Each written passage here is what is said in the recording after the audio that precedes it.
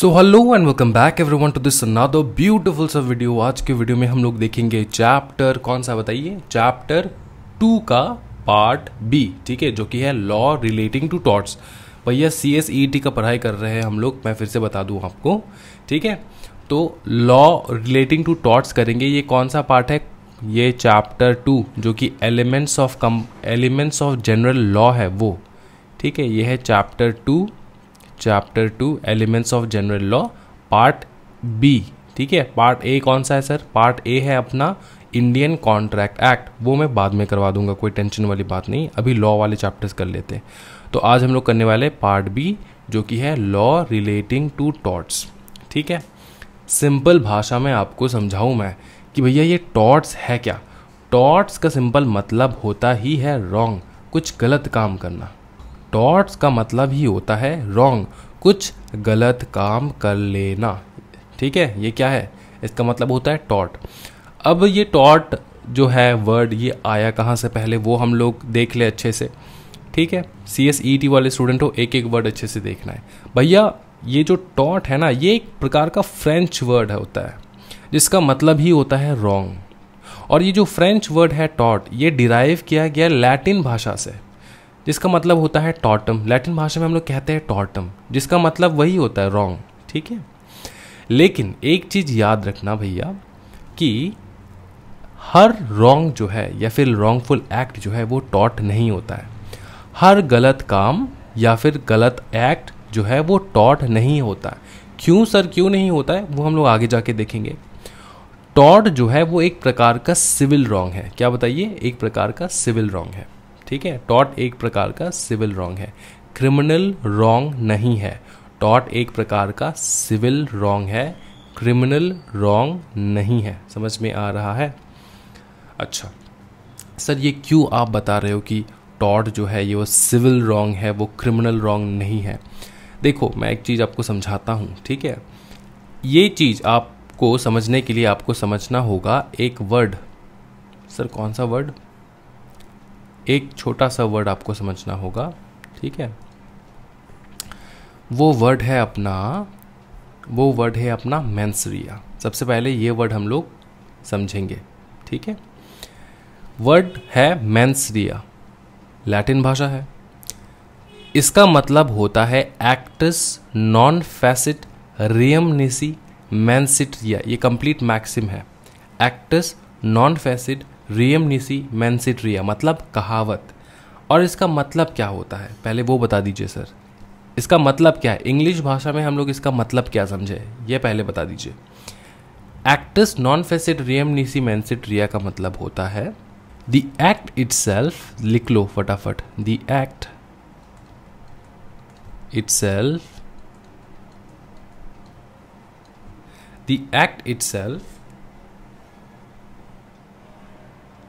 creates no guilt। कोई guilt create नहीं करता, ठीक है। In the absence of a guilty mind, in the absence of a guilty mind. Guilty mind कौन सा माइंड बताइए? गिल्टी माइंड,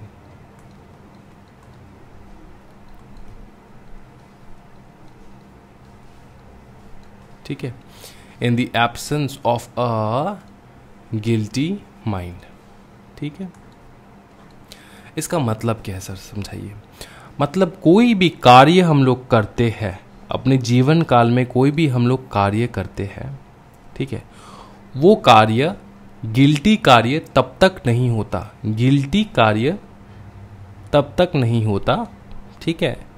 उस कार्य को हम लोग गिल्टी कार्य तब तक नहीं कहेंगे अगर उसमें गिल्टी माइंड ना रहे, अगर उसमें गिल्टी माइंड ना रहे।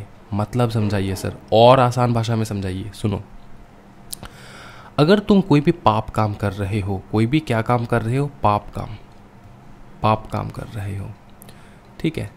तो वो काम दो प्रकार से किया जा सकता है, एक तो इंटेंशनली और एक है अनइंटेंशनली, है कि नहीं? एक है इंटेंशनली, एक है अनइंटेंशनली। तो जो भी कार्य आप इंटेंशनली कर रहे हो, ठीक है, वो गिल्टी कार्य है। वो क्या है? गिल्टी कार्य, गिल्टी कार्य, ठीक है, वो गिल्टी एक्शंस है, गिल्टी एक्ट है, हम लोग कह सकते हैं, जो आप इंटेंशनली कर रहे हो। लेकिन जो एक्ट आप अनइंटेंशनली कर रहे हो वो क्या है? वो गिल्टी कार्य नहीं है, उसके लिए आप गिल्टी नहीं बनते। समझ में आ रहा है? वो गिल्टी कार्य है ही नहीं, ठीक है। तो ये है बेसिक डिफरेंस आपका कोई भी पाप काम करने का। तो यहाँ पे यही बोल रहा है, कोई भी अगर हम लोग कार्य कर रहे हैं वहाँ पे अगर गिल्टी माइंड ना रहे, सुनो, absence of guilty mind, guilty mind ना रहे मतलब इंटेंशनली आप नहीं कर रहे हो, आप अनइंटेंशनली कर रहे हो, तो वो जो कार्य आप कर रहे हो वो गिल्टी कार्य नहीं है, वो गिल्टी कार्य नहीं है। समझ में आ रहा है? वो गिल्टी कार्य नहीं है। ये मैं मेंस रिया कंप्लीट मैंने आपको समझा दिया है। समझ में नहीं आ रहा है तो एक बार रिवाइंड करके फिर से देख लो, सुन लो मेरे से कि मेंस रिया का मतलब क्या होता है, ठीक है। अब सुनो, civil wrong, civil wrong, civil wrong and criminal wrong में क्या बेसिक डिफरेंस है, क्या अंतर है? सिंपल अंतर ये है कि क्रिमिनल रॉन्ग में आपको कब क्रिमिनल घोषित किया जाएगा? अगर आपके कार्य में मेंस रिया है तो, मेंस रिया, अगर आपके कामों में मेंस रिया है मतलब आपने गिल्टी माइंड से कुछ किया है, तब जाके वो क्रिमिनल रॉन्ग बनता है। समझ में आ रहा है? लेकिन सिविल रॉन्ग में आपका मंशा रहे ना रहे, mains Riya not required, mains Riya not required. यहाँ पे मेंस रिया रिक्वायर्ड नहीं है। समझ में आ रहा है? सिविल रॉन्ग में मेंस रिया का कोई दरकार ही नहीं होता। क्यों सर, क्यों दरकार नहीं होता? क्योंकि मैं आपको समझाता हूँ। देखो, सिविल रॉन्ग मतलब दिन के दिनों में, मतलब दिनचर्या में जो भी गलत काम होता है, कोई भी इंडिविजुअल के साथ कोई भी गलत काम होता है। फॉर एग्जाम्पल मैं एक चीज़ आपको समझाता हूँ। आप लोग स्कूल जाते हो, ठीक है, या तो जाते थे, तो अगर आप लोग स्कूल जाते थे, आपके फ्रेंड्स वगैरह कभी कभार चश्मा पहन के आते थे, राइट। गलती से कभी आपसे उस फ्रेंड का चश्मा टूट गया और वो फ्रेंड जो है वो कंप्लेंट कर दिया प्रिंसिपल में, वो एक प्रकार का सिविल रॉन्ग है, ठीक है, सिविल रॉन्ग है। क्यों सिविल रॉन्ग है? क्योंकि यहाँ पे आपका मेंस रिया तो था ही नहीं, मतलब उसका जो आपका जो फ्रेंड है उसका तो मेंस रिया था ही नहीं, क्योंकि उसने जानबूझ के चश्मा नहीं तोड़ा है। लेकिन गलत तो हुआ है ना, गलत तो हुआ है ना, गलत तो हुआ है ना, तो उसमें क्या हो जाता है? कंपेंसेशन मिलता है। क्या मिलता है? फिर से बताओ, क्या मिलता है? कंपेंसेशन मिलता है। आप दोबारा से नया चश्मा उसको खरीद के दे दोगे। समझ में आ रहा है? हाँ जी, तो कंपेंसेशन मिलता है, ठीक है, हाँ जी, समझ में आ रहा है। लेकिन क्रिमिनल रॉन्ग में कंपेंसेशन नहीं मिलता। क्रिमिनल रॉन्ग में क्या होता है? सीधा पनिशमेंट दिया जाता है। क्या बताइए ना? Punishment,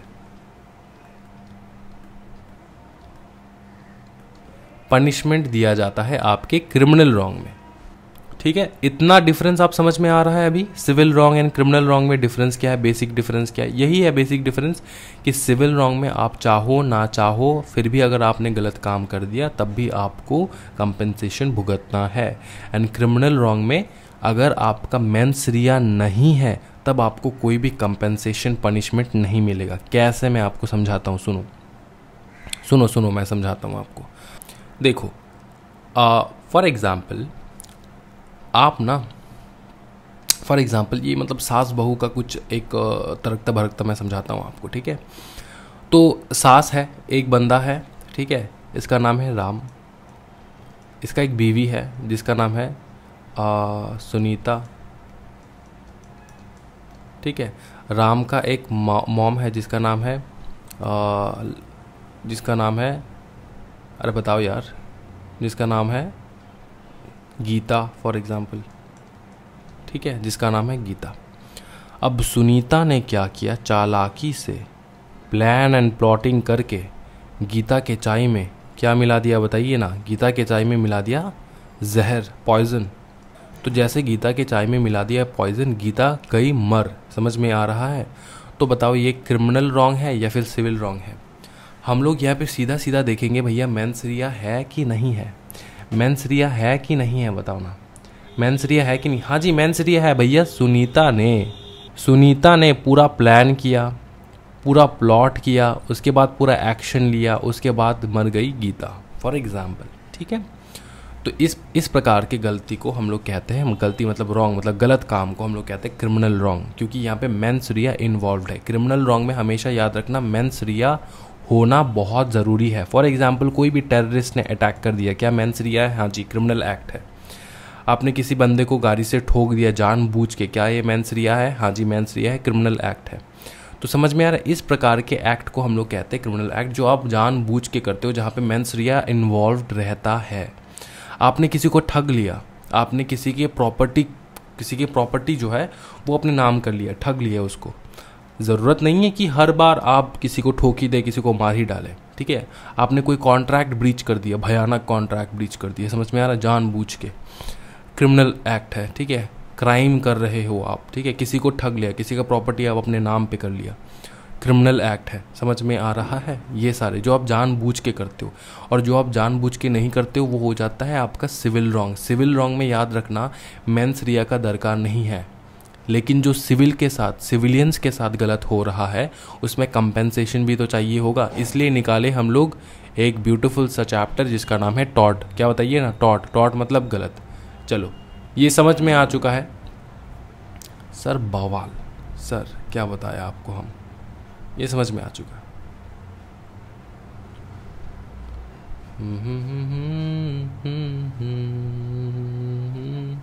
law relating to torts. ठीक है, अब हम लोग यहाँ से करने वाले हैं। अच्छा, 3 व्यक्ति है जिन्होंने अपना टिप्पणी दिया है टॉर्ट के बारे में, मतलब सबको कुछ ना कुछ बोलना है, बहुत ज्ञानी इंसान। ठीक है, उनको कुछ ना कुछ बोलना है टॉर्ट्स के बारे में, कि मतलब टॉर्ट्स क्या होता है। जैसे आप CSET के स्टूडेंट हो इसलिए मैं पढ़ा रहा हूँ ये सब, ये 3 डेफिनेशन, वरना एग्जीक्यूटिव के स्टूडेंट होते तो ये मैं पढ़ाता नहीं। क्यों? क्योंकि ये एग्जामिनेशन पॉइंट ऑफ व्यू के लिए इंपॉर्टेंट नहीं है, एंड आपके नॉलेज के लिए भी इंपॉर्टेंट नहीं है। चलो, एक बंदा है सलमॉन्ड, एक बंदा है फ्रेजर, और एक बंदा है विनफील्ड।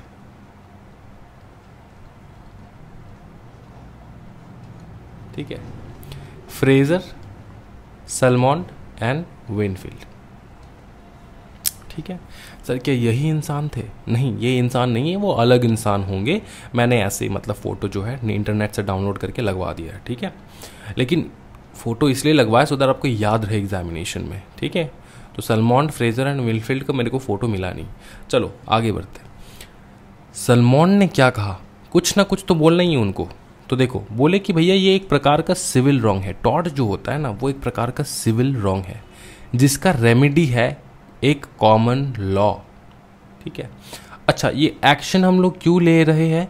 क्योंकि भैया अनलिक्विडेटेड डैमेजेस हुआ है। अनलिक्विडेटेड डैमेजेस का मतलब होता है अनपेड डैमेजेस। ठीक है, समझ में आ रहा है?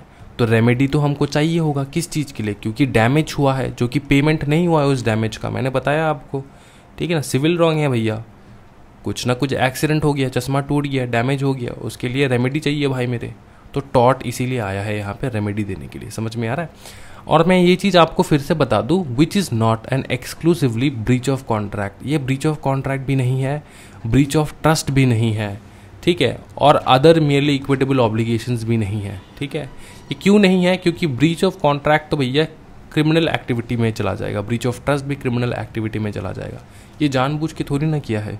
तो सलमॉन्ड ये कह रहे हैं। ठीक है, सलमॉन्ड ने क्या कहा फिर से बहुत बताओ। सलमॉन्ड ने सिर्फ इतना बताया कि भैया ये सिविल रॉन्ग है, MCQ आएगा तो सिविल रॉन्ग है। ठीक है, रेमेडी चाहिए जो कि एक कॉमन लॉ है। कॉमन लॉ एक्शन लेंगे हम लोग, किस चीज़ के लिए लेंगे? For unliquidated damages. सिंपल बात, नो बकवास। ठीक है, फ्रेजर भाई साहब ने क्या कहा? फ्रेजर ने कहा, सुनो अच्छे से।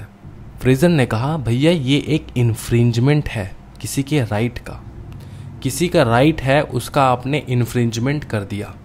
ठीक है, किसका?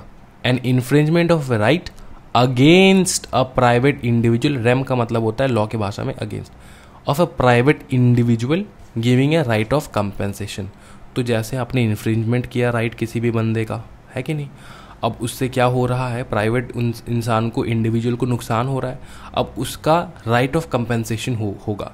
जैसे आपने ब्रीच किया ना, उसका इन्फ्रिंजमेंट किया उसके किसी भी इंडिविजुअल राइट का, तो अभी उसके पास आ जाएगा राइट ऑफ कंपेंसेशन, क्योंकि आपने ब्रीच किया, आपको कंपेंसेशन करना है दूसरे पार्टी को, इंजर्ड पार्टी को। समझ में आ रहा है, इंजर्ड पार्टी को आपको कंपेंसेट करना है। अगर इंजर्ड पार्टी ने सूट फाइल कर दिया तो, है कि नहीं, मतलब केस में जाके कोर्ट में जाके केस कर दिया तो, समझ में आ चुका है। विनफील्ड भैया क्या कहते हैं सुनो। विनफील्ड भैया बहुत ब्यूटीफुल से स्टोरी सुनाए हमको। बोले सुनो, ये जो टॉर्टियस लाइबिलिटी होता है ना सर, टॉर्टियस लाइबिलिटी मतलब टॉर्ट मतलब गलती। अगर आप गलती कर रहे हो, ये तो आपके ऊपर एक प्रकार का लाइबिलिटी है ना। तो tortious liability arises from the breach of duty. ये कब होता है, जब आप अपने ड्यूटी को ब्रीच कर देते हो, जब आप अपने ड्यूटी को ब्रीच कर देते हो। समझ में आ रहा है, कौन सा ड्यूटी, जो ड्यूटी फिक्स करते हैं लॉ फिक्स करते हैं ड्यूटी, ठीक है। अब ये जो ड्यूटी है इज टूवर्ड्स पर्सन्स जनरली, ठीक है, and its breach is redressable by an action for unliquidated damages, ठीक है ना। तो अनलिक्विडेटेड डैमेजेस मतलब क्या, अनलिक्विडेटेड डैमेजेस मतलब यही कि जो जिस डैमेजेस का पेमेंट नहीं हुआ उसका रेड्रेस हम लोग करेंगे, डेफिनेटली करेंगे। समझ में आ रहा है। और ये ड्यूटी किसकी, क्या किस प्रकार का ड्यूटी है, टूवर्ड्स एन इंडिविजुअल। भैया सोसाइटी में आप दूसरे लोगों के प्रति भी कुछ ना कुछ आपका ड्यूटी है कि आप संभाल के रहो अपने आप को, आप दूसरे बंदों का चश्मा ना तोड़ दो, है कि नहीं। ये आपका ड्यूटी है। कौन कहता है ये मेरा ड्यूटी है, ये लॉ कहता है कि भैया यही आपका ड्यूटी है। तो लॉ अगर ये कह रहा है तो आपको मान के चलना होगा, है कि नहीं। तो आपको मान के चलना होगा ये चीज़, ये बात कह रहा है विंडफील्ड भैया। समझ में आ रहा है। तो याद रखोगे, एग्जामिनेशन में याद कर पाओगे, यहीं पे याद कर लो भैया। सलमान भैया ने सीधा सीधा जवाब दिया है। सलमान भैया ने बोला है कि भैया देखो मैं सीधा बात करता हूँ, ये एक सिविल रॉन्ग है, ठीक है, जिसका रेमेडी एक कॉमन लॉ एक्शन होगा डैमेजेस के लिए, जो कि अनलिक्विडेटेड डैमेजेस है, जो कि पेड नहीं हुआ है। और ये breach of contract and breach of trust exclusively तो है नहीं, ठीक है, हो चुका है सलमान का। फिर फ्रेजर भैया कहता है भैया ये एक राइट को इन्फ्रिंजमेंट करने को कहा जाता है टॉर्ट, ठीक है, राइट को इन्फ्रिंजमेंट करना। अगर आप राइट को इन्फ्रिंज कर रहे हो तो जो इंजर्ड पार्टी है उसको मिलेगा राइट ऑफ कंपेंसेशन, ठीक है। विनफील्ड भैया कहते हैं कि भैया देखो ये ब्रीच ऑफ ड्यूटी है, प्राइमरीली फिक्स्ड बाय लॉ, जो लॉ फिक्स कर देता है ड्यूटी वो। This duty is towards person generally and is breach is redressable. अगर आप ब्रीच कर रहे हो उस ड्यूटी को तो ये रेड्रेसेबल है, ये रेड्रेसेबल है। समझ में आ रहा है। By an action for unliquidated damages. चलो आगे बढ़ते हैं भाई मेरे, ठीक है। ये समझ में आ चुका है। कितने बच्चों को समझ में आ चुका है already? Please participate in the video lecture, ठीक है, फ्री का है लेकिन बहुत कीमती है। खरीदने जाओ ये लेक्चर तो 10,000 से कम में नहीं मिलने वाला आपको, ठीक है, फ्री में जा रहा है। अच्छा सुनो, अब हम लोग देखेंगे general conditions of liability for a tort. अगर हम लोग टॉर्ट कर रहे हैं तो टॉर्ट अगर कर रहे हैं तो उनका कुछ कंडीशंस होगा ना, कि टॉर्ट हम कर रहे हैं, हम कैसे डिटरमाइन करेंगे कि भैया ये टॉर्ट कॉन्स्टिट्यूट हुआ है। तो टॉर्ट को कॉन्स्टिट्यूट करने के लिए ये सारी चीज़ों का होना बहुत ज़रूरी है। क्या? पहला बात, एक रॉन्गफुल एक्ट, एक गलत काम, एक रॉन्गफुल एक्ट, या तो ओमिशन, मतलब कोई काम आपको करना था आपने नहीं किया, जो काम आपको करना था वो आपने नहीं किया। ओमिशन का मतलब होता है नहीं करना, राइट, ओमिट हो जाना, ठीक है। तो जो रॉन्गफुल काम आपने किया है या फिर जो ज़रूरी काम आपको करना था वो आपने नहीं किया है, ठीक है, रॉन्गफुल एक्ट और ओमिशन ऑफ द डिफेंडेंट। अच्छा यहाँ पे डिफेंडेंट क्यों बताया है यहाँ पे? क्योंकि देखो, एक होता है कंप्लेनेंट जो कंप्लेन करता है, एक होता है डिफेंडेंट जो डिफेंड करता है। समझ में आ रहा है ना। तो कंप्लेनेंट अगर कंप्लेन कर रहा है आप तो हो जाओगे डिफेंडेंट। अब डिफेंडेंट क्यों यहाँ पे डिफेंडेंट यूज़ किया? क्योंकि डिफेंडेंट ने ही तो रॉन्गफुल एक्ट किया होगा ना, या फिर ओमिशन किया होगा ना, जिसके कारण कंप्लेनेंट जो है वो कंप्लेन करने गया। समझ में आ रहा है। उसके बाद the wrong act must result in causing legal damages. मतलब ऐसा नहीं कि कोई भी कार्य, ऐसा कार्य किया हो जिसके कारण लीगल डैमेजेस हो रहा हो, आपको क्या हो रहा हो? लीगल डैमेजेस, ठीक है, टू अनदर। एंड ये जो लीगल डैमेज हुआ, लीगल काम आपने किया, लीगल डैमेज आपने किया, उसका नेचर ऐसा होना चाहिए जो राइज दे रहा हो, which gives rise to legal remedy, जिसका कोई लीगल रेमेडी हो, जिसका कोई लीगल रेमेडी हो। फिर से बताते हैं भैया, कोई दिक्कत वाली बात नहीं, टेंशन ना लो। या तो रॉन्गफुल एक्ट किया या तो ओमिशन किया, ठीक है। किसने किया? डिफेंडेंट ने किया। और वो जो रॉन्गफुल एक्ट है उसके कारण कोई लीगल डैमेजेस हुआ कंप्लेनेंट को, ठीक है। और वो जो लीगल एक्ट है जिसके कारण डैमेजेस हुआ कंप्लेनेंट को, उसको लीगल रेमेडी, उसका कोई लीगल रेमेडी भी होना चाहिए, ठीक है। तो 3 चीज़ है सिर्फ आपको ध्यान में रखना है टॉट करने के लिए, ठीक है। एक तो रॉन्गफुल एक्ट, ठीक है। दूसरा ये रॉन्गफुल एक्ट जो है ये लीगल डैमेजेस को अराइज कर रहा हो, मतलब जो कंप्लेनेंट है उसको लीगल डैमेज हुआ हो एंड उसका कोई लीगल रेमेडी हो, समझ में आ रहा है, एंड उसका कोई लीगल रेमेडी हो। ये 3 चीज़ आपको ध्यान में रखना होगा। आगे बढ़ते हैं। अच्छा, ये 2 बहुत फेमस जो है ना कहावत है, एक है डैमनम सिने इंजूरिया, एक है इंजूरिया सिने डैमनम, एक है डैमनम सिने इंजूरिया, एक है इंजूरिया सिने डैमनम, ठीक है। मतलब समझाइए सर, चलो मतलब समझते हैं। अच्छा, डैमनम सिने इंजूरिया का मतलब क्या होता है समझो। डैमनम का मतलब होता है डैमेज, ठीक है। विदाउट इंजूरी का मतलब होता है इन्फ्रिंजमेंट, ठीक है। इन्फ्रिंजमेंट को अगर हमने और आसान भाषा में लिखा तो हम लोग ये कह सकते हैं damage without violation of law, damage without violation of law, damage without violation of law. Injury का मतलब होता है इन्फ्रिंजमेंट मतलब वही वायोलेट करना लॉ को, इन्फ्रिंजमेंट का मतलब ये होता है वायोलेट करना लॉ को, ठीक है। Damage without violation of law मतलब, और क्लियर भाषा में अगर मैं आपको समझाऊं तो इसका मतलब ये होता है कि नुकसान करना लेकिन क्या बताइए ना, नुकसान करना लेकिन लॉ को बिना तोड़ के, लॉ को वायोलेट ना करके भी नुकसान हो सकता है, समझ में आ रहा है। डैमनम सिने इंजूरिया, लॉ को बिना तोड़े भी हम लोग नुकसान कर सकते हैं, वो क्या है? डैमनम सिने इंजूरिया। कैसे? एग्जाम्पल बताइए। एग्जाम्पल मैं बताऊंगा, लेकिन यहाँ पे एक पॉइंट और लिख लो कि ये जो है ना, यहाँ पे आप लोग केस नहीं कर सकते, नो केस पॉसिबल। ये नो केस पॉसिबल मैंने क्यों लिखा है? क्योंकि अगर आप डैमेज कर रहे हो किसी का विदाउट लॉ तोड़ के, तब वो कैसे केस करेगा यार? आपने कोई रूल्स रेगुलेशन तोड़ा नहीं लेकिन किसी भी दूसरे पार्टी का डैमेज कर दिए, तो वो केस यहाँ पे पॉसिबल नहीं हो पाता। एग्जाम्पल बताइए सर। चलो, 2 लड़कियां हैं, एक है सुनीता, एक है रश्मि, ठीक है। एक है सुनीता, एक है रश्मि। अब हुआ क्या समझो, हुआ कुछ ऐसा कि सुनीता जो है, सुनीता पहले 1 जनवरी को, 1 जन 2022 को उन्होंने एक स्टॉल लगाया। किस चीज़ का स्टॉल? हाँ जी, फिश फ्राई का, फिश फ्राई। जब सुनीता ने स्टॉल लगाया फिश फ्राई का, तब बाज़ार में कोई कंपटीटर नहीं था, तो सुनीता के यहाँ बहुत सारे भिन्न भिन्न लोग आते थे खाने के लिए, ठीक है। क्या खाने के लिए? Fish fry. उनको फ़िश फ्राई चाहिए होगा, तो बहुत सारे भिन्न भिन्न लोग जो है सुनीता के स्टॉल के बाहर एकदम लाइन लगा के खड़े रहते थे, मेरे को फ़िश फ्राई चाहिए, मेरे को फ़िश फ्राई चाहिए, मेरे को फ़िश फ्राई चाहिए, ठीक है। तो Sunita was doing a happy business. उसके कुछ दिन बाद 5 जून में रश्मि ने क्या किया, उसी के बाजू में स्टॉल लगा दिया। उन्होंने भी फ़िश फ्राई सेल करना चालू कर दिया, लेकिन इनके फ़िश फ्राई में थोड़ा डिफरेंस था। ये फ़िश को स्टिक के अंदर घुसा के तंदूरी बनाती थी, समझ में आ रहा है? इनमें तंदूरी भी मिल जाता था, तंदूर, ठीक है। तो यहाँ पे भैया वैरायटी ज़्यादा है, तो जैसे जैसे ये दुकान खुलने लगा तो यहाँ से कस्टमर्स कम होने लगे, यहाँ पे कस्टमर्स जो है ना वो कम होने लगे, और कस्टमर्स जो है वो शिफ्ट कर लिए रश्मि के दुकान पे। अब एक बात बताओ कि भैया रश्मि ने जो दुकान लगाया, क्या ये गलत है? क्या ये रॉन्ग है? नहीं, ये तो रॉन्ग नहीं है, ये तो एकदम राइट है। दुकान लगाया उन्होंने, बिजनेस कर रही है, आत्मनिर्भर भारत।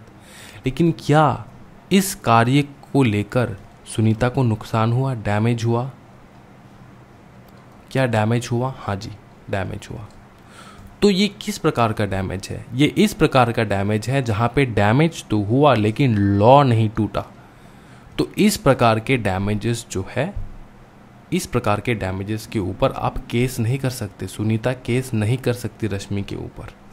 समझ में आ चुका है? ठीक है, ज़्यादा टाइम वेस्ट नहीं करेंगे, यहाँ पे ब्यूटीफुली समझा दिया है मैंने। आगे देखेंगे यहाँ पे क्या बताया। डैमनम सिने इंजुरिया समझ में आ चुका है, ठीक है। डैमनम सिने इंजुरिया क्या लिखना है? Damage without violation of law. उसी के बाजू में है इंजुरिया सिने डैमनम। क्या है बताइए? इंजुरिया सिने डैमनम। इंजुरिया सिने डैमनम का मतलब होता है, इंजुरिया तो पता है आपको, हाँ जी, हाँ जी, इन्फ्रिंजमेंट मतलब violation, violation of law without damages. सीने मतलब विदाउट डैमेजेस। ये गजब, मतलब यहां पे वायोलेट हुआ लॉ लेकिन डैमेज नहीं हुआ। लॉ तो वायोलेट हो चुका है लेकिन डैमेज कुछ ना हुआ। तो क्या ये जो है लॉ वायोलेट हो चुका है लेकिन डैमेज नहीं हुआ, क्या ये हम लोग केस कर सकते हैं? यस, यहाँ पे case is possible. Yes, case possible. Case possible का मतलब क्या होता है? यही मतलब होता है कि भैया हम केस कर सकते हैं। सर एग्जाम्पल के तौर पे समझाइए ना। एग्जाम्पल मैं समझाता हूँ आपको, देखो।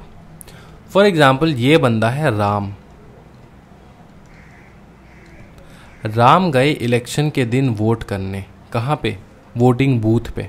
उनको वोट करना था बीजेपी को, ठीक है, उनको वोट करना था बीजेपी को, ठीक है।